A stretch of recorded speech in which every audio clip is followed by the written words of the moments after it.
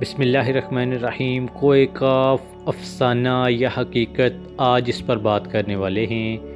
کوہ کاف ایرانی ثقافت میں ایک پراسرار پہاڑی سلسلہ ہے جس کے متعلق وہاں کی صدیوں پرانی روایات میں مافوق الفطرت کہانیاں عام ہیں، جن کی وجہ یہ ہے کہ ایرانی قوم میں ان بلند پہاڑی سلسلوں کے پار کبھی نہیں پہنچ پائی تھی۔ ایرانیوں کی دیکھا دیکھی یہ مافوق الفطرت کہانیاں برصغیر پاک و ہند میں بھی معروف ہو گئیں۔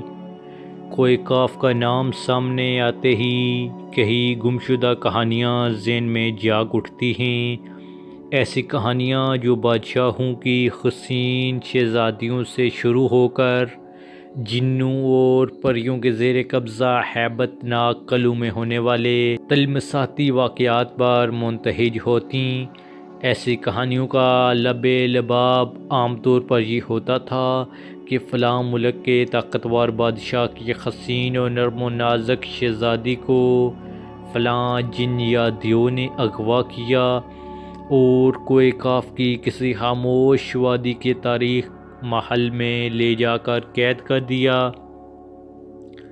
ایسی کہانیاں پاکستان، بھارت، ایران اور عرب علاقوں کے افسانوی اور بچوں کے ادب میں اہم مقام کی حامل ہیں۔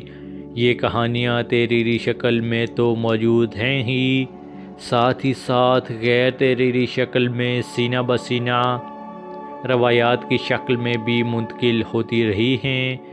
کوہ کاف یورپ اور ایشیا کے درمیان واقع ہے۔ اس کی بلند ترین چوٹی کا نام البروس ہے جو سطح سمندر سے 5642 میٹر بلند ہے۔ جغرافیائی طور پر ابھی یہ واضح نہیں ہوا کہ کوہ کاف یورپ میں ہے یا ایشیا میں، اس لیے ابھی تک یہ بات بھی واضح نہیں کہ یورپ کا سب سے بلند پہاڑ البروس ہے جو سطح سمندر سے 4808 میٹر بلند ہے۔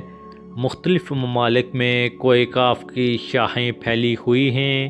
ان ممالک میں روس، ترکی، ایران، آرمینیا اور آذربائیجان وغیرہ شامل ہیں۔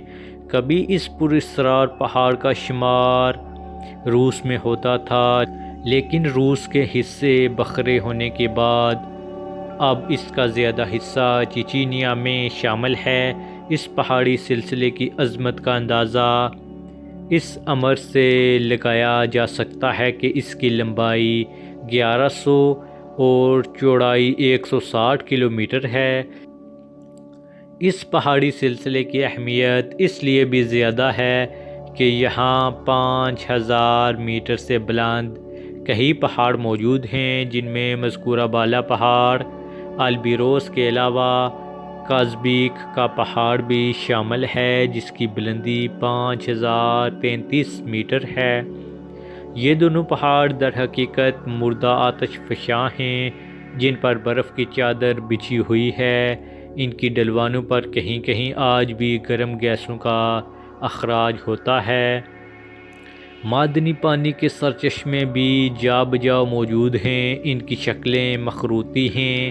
یہ تمام آثار ان آتش فشانوں کے گزرے زمانے میں پھٹنے کی یاد دلاتے ہیں۔ یہاں کے بلند پہاڑ آب و ہوا کے اعتدال میں اہم کردار ادا کرتے ہیں۔ ان پہاڑوں کے باعث جنوب کی گرم ہوائیں یہاں نہیں پہنچ پاتیں۔ انہی فلک بوس پہاڑوں کی وجہ سے شمال کی برفیلی ہواؤں کا گزر بھی ممکن نہیں ہوتا۔ سرما میں یہاں شدید ٹھنڈ نہیں ہوتی، جس کی وجہ سے نیچے وادیوں میں چاول بکثرت پیدا ہوتا ہے۔ چاول پیدا کرنے والی یہ وادیاں کرۂ ارض کے شمال کی جانب وہ آخری علاقے ہیں جہاں چاول کی فصل کی کاشت کی جاتی ہے۔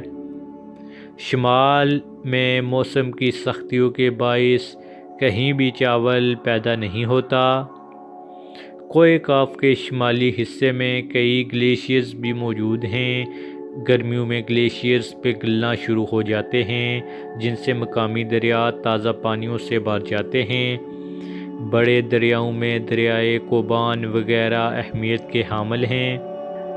پوری دنیا کے کوہ پیماؤں کے لیے اس پہاڑی سلسلے کے بلند پہاڑوں کو سر کرنا شروع ہی سے ایک چیلنج بنا ہوا ہے۔ پاکستان، ہندوستان اور ایران میں کوہ کاف کے متعلق جنوں اور پریوں کے بے شمار قصے مشہور ہیں، جو نہ صرف عوام میں سینہ بسینہ منتقل ہوتے رہے بلکہ بچوں کی کہانیوں میں باقاعدہ لکھے جا رہے ہیں۔ ہو سکتا ہے اس میں کچھ صداقت بھی ہو سکتا ہے یہ ویران جگہ جنات کا مسکن ہو، لیکن تصدیق کرنا مشکل ہے۔ باقی اللہ ہی بہتر جانتا ہے کہ اس میں کتنی سچائی ہے۔